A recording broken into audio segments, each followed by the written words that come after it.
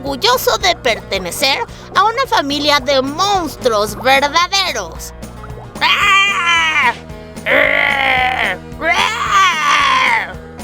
Buscaba cómo asustar a todos los niños y así convertirme en un ser mega monstruoso.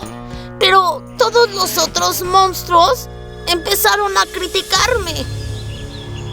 Tú no asustas ni a una mosca. ¡Nadie te tiene miedo! ¡Nadie te tiene miedo! ¡Nadie te tiene miedo! No sabía qué hacer hasta que mi mamá me dio un gran consejo. No te preocupes, mi pequeño Nu.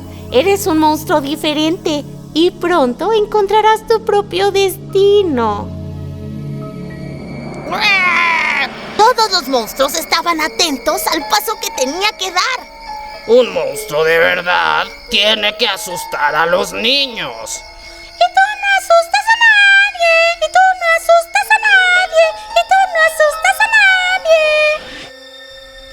Había llegado el momento de demostrar quién era yo. Y entonces sucedió algo extraordinario, pues todos los niños me tenían rodeado. ¿Quieren saber cuál fue mi destino como un gran monstruo?